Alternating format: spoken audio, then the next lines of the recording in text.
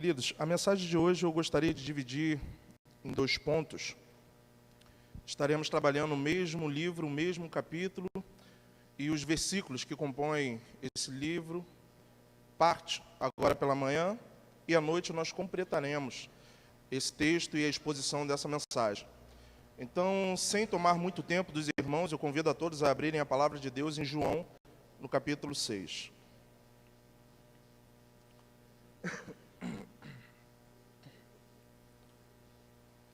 E na medida que forem encontrando, peço para que venham se pôr de pé, em nome de Jesus.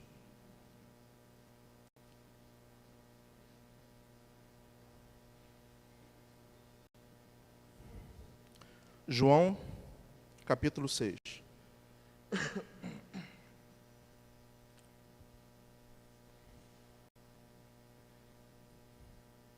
Amém? O tema da epígrafe, a epígrafe que compõe esse capítulo 6, ela tem por título a multiplicação dos pães. Verso 1. Depois disso, passou Jesus para a outra margem do mar da Galileia, ou de Tiberíades. Uma grande multidão o seguia, porque tinha visto os sinais que ele realizava nos doentes. Subiu então Jesus à montanha, e aí sentou com os discípulos. Estava próxima a Páscoa, a festa dos judeus. Levantando Jesus os olhos e vendo grande multidão que a ele acorria, disse Filipe: onde arranjaremos pão para eles comerem? Ele falava assim para pô-lo à prova, porque sabia o que iria fazer. Respondeu-lhe Filipe: 200 denários não seriam suficientes para que cada um recebesse um pedaço de pão. Um de seus discípulos, André, irmão de Pedro, lhes disse: há aqui um menino que tem 5 pães de cevada e 2 peixinhos, para que isso para tantas pessoas? Disse Jesus: fazei que se acomodem. Havia uma grama naquele lugar. Sentaram, pois, os homens, em números de quase 5.000 aproximadamente. Tomou então Jesus os pães e, depois de dar graça, distribuiu os pedaços aos presentes, assim como os peixinhos, tanto quanto queriam. Quando se saciaram, disse Jesus aos seus discípulos: recolhei os pedaços que sobraram, para que nada se perca. Até aí. Podem sentar, queridos. Vamos orar mais uma vez? Eterno Deus, louvado seja o teu nome. A tua palavra foi aberta e a tua pregação há de acontecer nesse momento. E nós sabemos aonde a tua palavra é aberta, aí existe culto. E aonde existe culto, o Senhor se faz presente. E aonde o Senhor se faz presente, deve haver reverência. Então, Senhor, lhe pedimos para que com um coração reverente, Senhor, diante de Ti, que a Tua palavra venha de encontro às nossas mentes e aos nossos corações, para assim transformar as nossas vidas. Obrigado por tudo que tem feito, Senhor, na minha vida e na vida dos demais irmãos aqui presentes. É o que eu peço em nome de Jesus. Amém. Queridos, às vezes eu me pego e penso que as nossas falas, as pregações têm se tornado repetitivas. E comecei a refletir sobre isso, e quando me deparei, olhamos à volta e vemos que o cenário do nosso país é sempre o mesmo, e não há mudanças. Mas hoje eu gostaria de trazer algo diferente, e que nesse texto me chama muita atenção.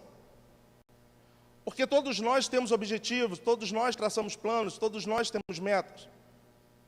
Isso numa simples realização de uma tarefa, isso no simples deslocamento da tua casa até um destino na qual você tem em mente.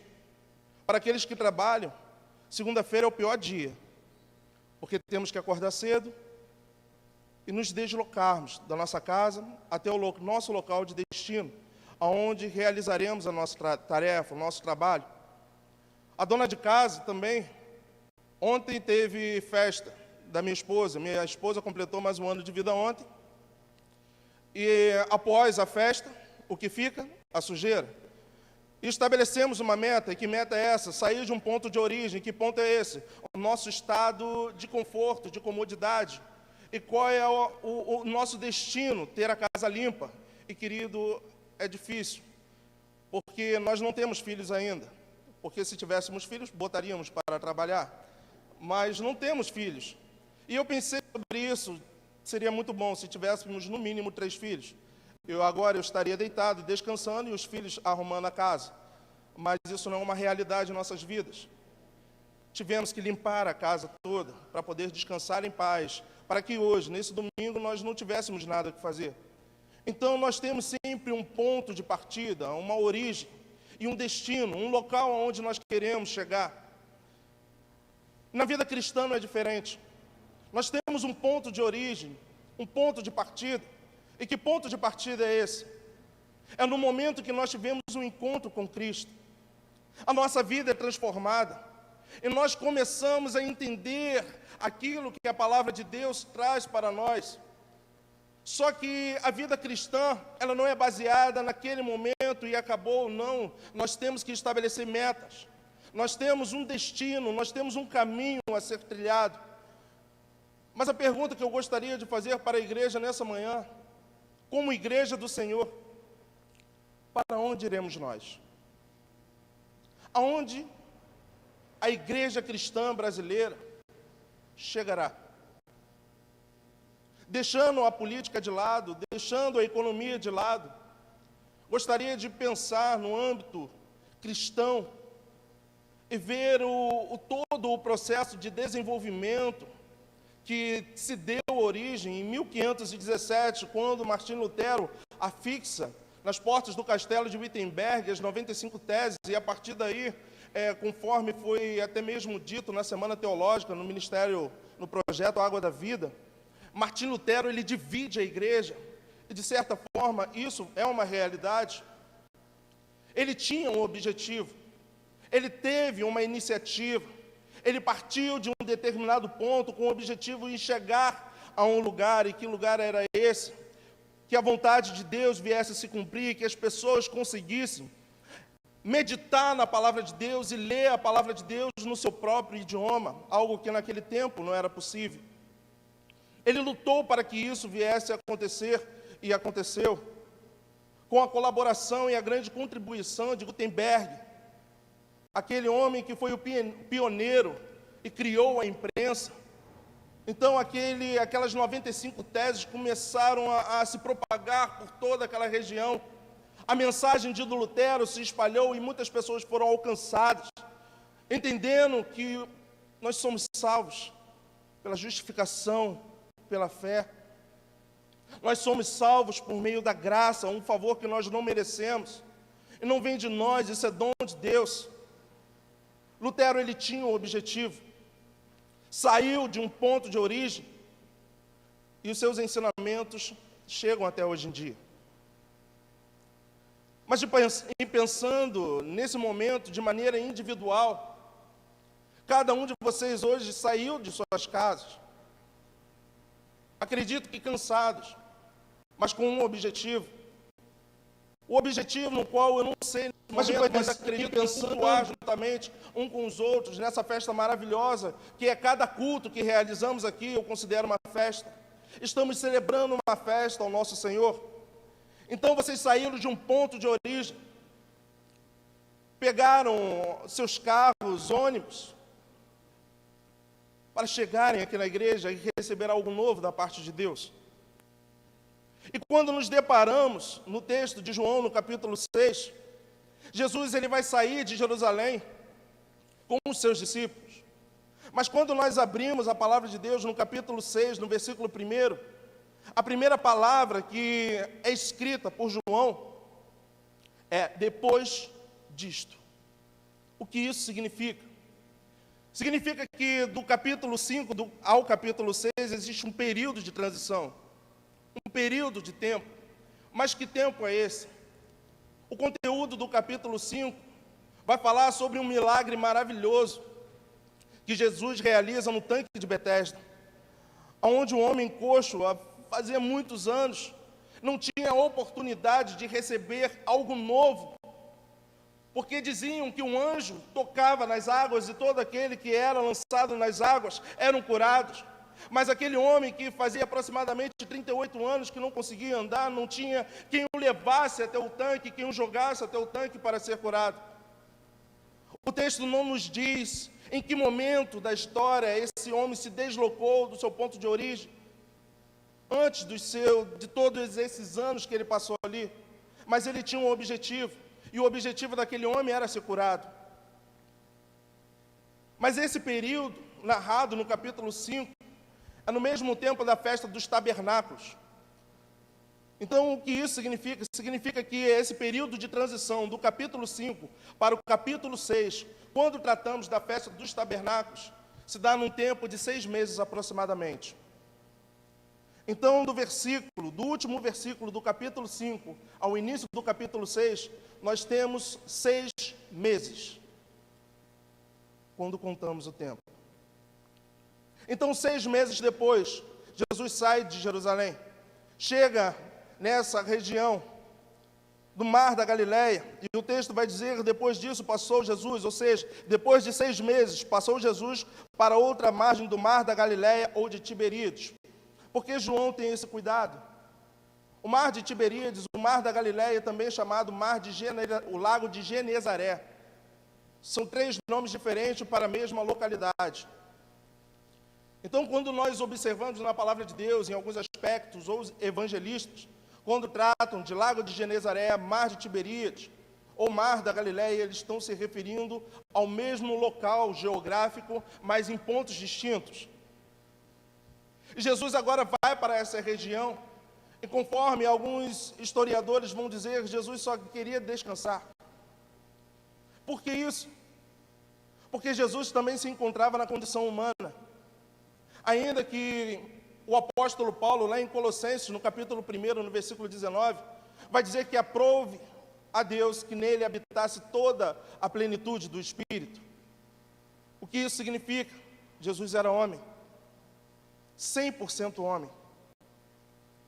Jesus se cansava. Jesus tinha sede, conforme o próprio João vai dizer no capítulo 4, onde Jesus vai estabelecer um diálogo com a mulher samaritana.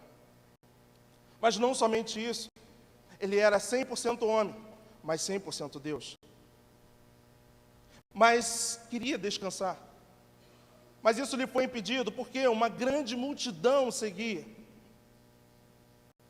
Mas por que essa multidão seguia? E eu gostaria de fazer a segunda pergunta. Nós somos seguidores ou discípulos de Cristo? Porque existe uma grande diferença. O texto vai dizer que uma grande multidão, versículo 2, uma grande multidão o seguia, porque tinha visto os sinais que ele realizava nos doentes.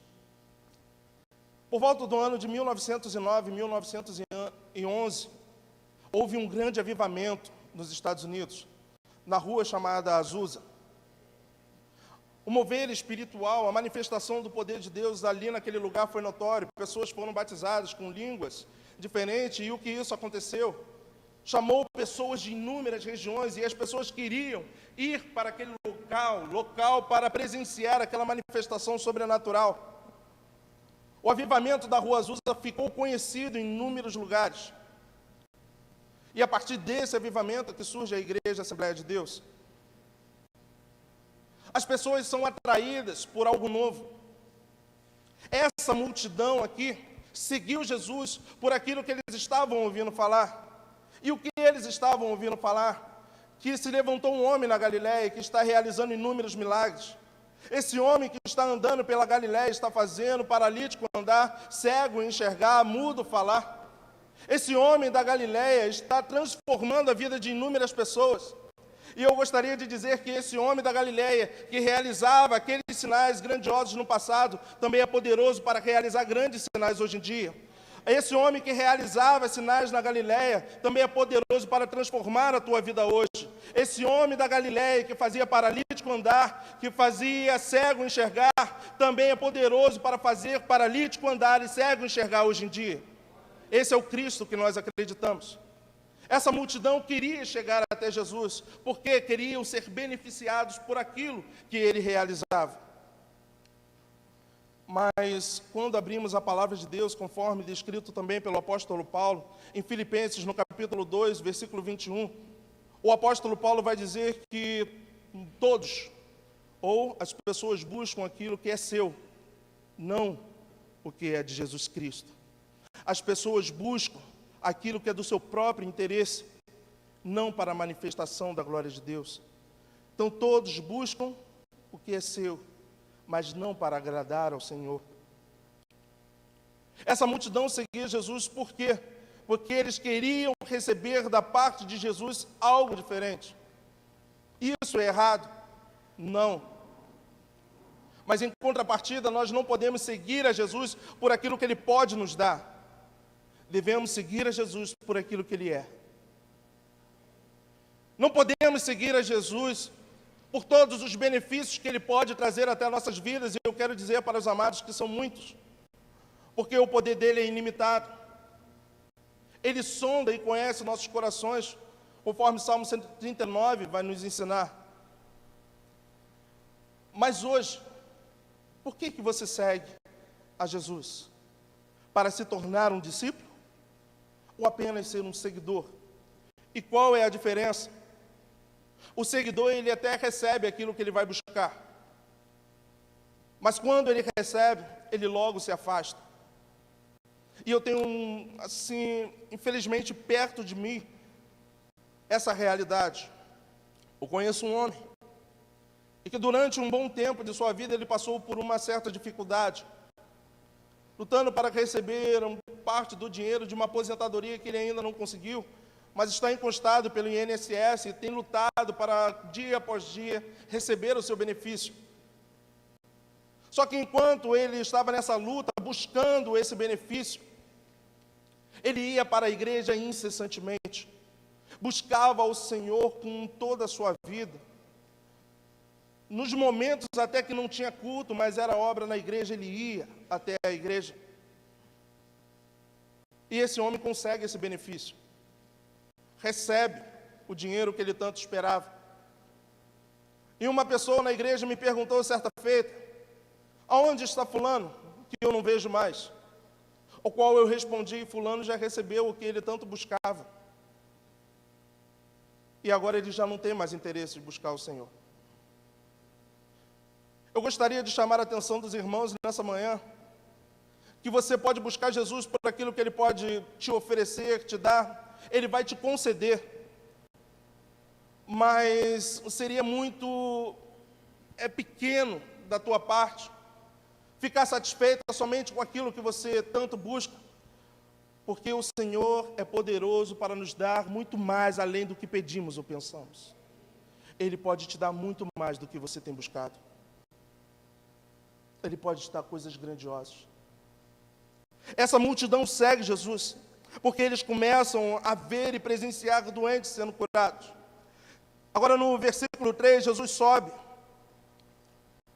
a um monte, e ali ele se senta com os discípulos.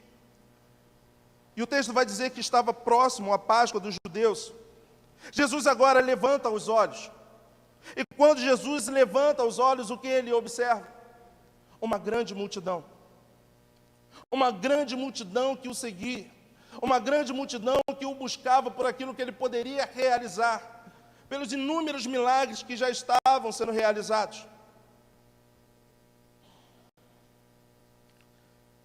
Mas, ao observar a multidão, Jesus vê a multidão de forma diferente. Jesus sente compaixão da multidão. O que isso significa? Que ainda que você busque o Senhor por aquilo que Ele pode dar, ainda que Ele saiba e sonde os interesses do seu coração e tudo quanto você está pensando, Ele ainda tem compaixão por nós. Ainda que o nosso pensamento seja contrário àquilo que Ele quer realizar em nossas vidas, Ele nos ama.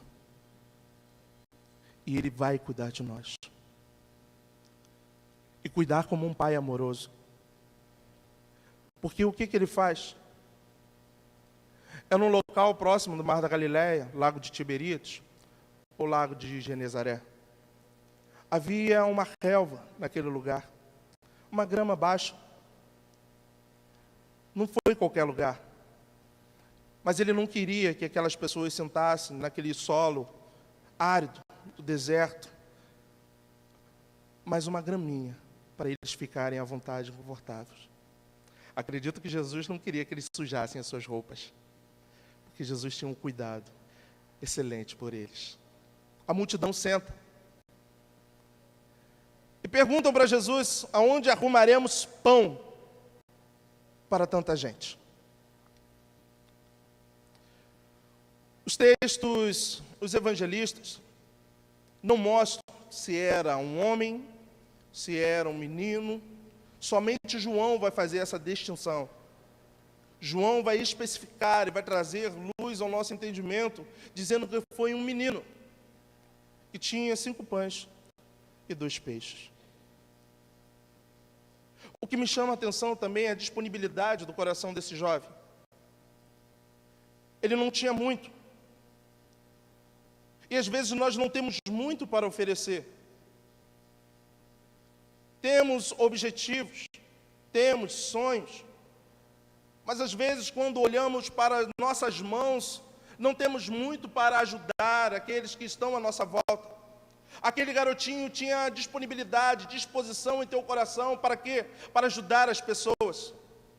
Aquele garoto saiu de um ponto de origem e tinha um objetivo, um local a chegar. O texto não nos informa se esse menino foi atrás de Jesus como a multidão. Mas podemos imaginar que no meio do caminho, do ponto de origem até o seu destino, algo novo e diferente aconteceu na vida daquele jovem. Do teu ponto de origem ao seu destino, aonde você quer chegar, coisas grandiosas vão acontecer na tua vida. Aquele jovem, conforme João vai descrever, abre mão daqueles pães e daqueles peixinhos. E eu também gostaria de chamar a tua atenção nessa manhã, que se tudo o que você tem nas tuas mãos, ainda que aos teus olhos pareça ser pouco, com Deus é suficiente para grandes coisas. Ainda que o que você tenha é pequeno, e aos seus olhos há de perecer e acabar, nas mãos de Deus é suficiente para alimentar uma multidão e ainda sobrar. Jesus faz isso para provar aquilo que havia no coração dos discípulos. André, irmão de Pedro, se levanta, tem um jovem. Jesus pega aqueles pães e o que ele faz? Jesus dá graça. Como um pai em uma mesa. Porque o judeu ele tem costume de sempre se alimentar sentado à mesa. E há um tempo atrás eu ouvi sobre a importância de se sentar à mesa. Na agitação dos nossos dias, acabamos desprezando um momento tão prazeroso, que é fazer as nossas refeições sentado à mesa. Lá na minha casa, há um tempo atrás, perdemos esse costume, porque queríamos ficar na sala, vendo TV e nos alimentando ao mesmo tempo. E depois que essa mensagem chegou ao meu coração, em todo momento, seja café da manhã ou almoço, eu falo para minha esposa: vamos sentar à mesa. Jesus realizou um grande banquete ali naquele momento. E como um pai, ele agora levanta o pão e o peixe e agradece a Deus. E o que me chama a atenção é que às vezes nós esquecemos de agradecer a Deus no café da manhã. A fome é tanta que esquecemos de agradecer a Deus no almoço. E na janta, para quem janta, Deus nem passa perto da nossa mesa. Mas nós vamos ver que aquele que era um com o Pai, levantando o alimento e dando graças. E quando assim ele fez, ele pediu para que distribuísse. Aquela multidão foi alimentada. Mas o que me chama a atenção é porque o Senhor não realizou a conta. Por que sobrar? Jesus queria mostrar para aquelas pessoas, não na figura do pão físico, mas queria mostrar algo grandioso com relação ao pão espiritual, ao pão que desceu do céu. Jesus queria ensinar para aquela multidão que aquilo que Ele tem a nos oferecer não acaba, mas permanece. O que o Senhor nos concede, nos proporciona, não é passageiro, mas é eterno. As ações que o Senhor realiza na minha e na sua vida não são temporais, mas são atemporais. Não se prendem a tempo. O que eu quero dizer é que tudo quanto o Senhor já tem realizado na tua vida, Ele vai continuar realizando, só que de maneira muito mais grandiosa, a ponto das pessoas à tua volta contemplarem a ação de Cristo na tua vida e quererem segui-lo, não por aquilo que Ele pode te dar e pode oferecer, mas por aquilo que Ele é. Jesus Cristo tem coisas ainda maiores para cada um de nós. O Senhor tem nos alimentado nessa manhã, mas eu quero dizer para cada um de vós que esse pão não acaba, nem esse peixe. Ele permanece. Ainda sobraram 12 cestos cheios. Queridos, não é pela metade, são 12 cestos cheios. Eu quero dizer para cada um de vocês, vocês se alimentaram, mas ainda tem 12 cestos cheios para cada um de vós. A comida não vai acabar, querido. O pão não vai perecer. Mas aquilo que o Senhor tem nos dado vai continuar. Não seja um seguidor, seja discípulo. Por quê? Porque a multidão se alimentou. Mas quem ficou com os 12 cestos cheios? Os discípulos. Não tinha cesto para a multidão, mas os cestos cheios estavam nas mãos dos discípulos. Por quê? Porque cabe ao discípulo a responsabilidade de alimentar os outros. Nós somos discípulos. Saímos de um ponto de origem. Estamos rumo ao nosso destino, que é a Canaã celestial. Nesse meio tempo, milagres acontecerão em nossas vidas. Alimentaremos muitas pessoas, mas o pão e o peixe não vai acabar. Que o Senhor nos abençoe nessa manhã, em nome de Jesus.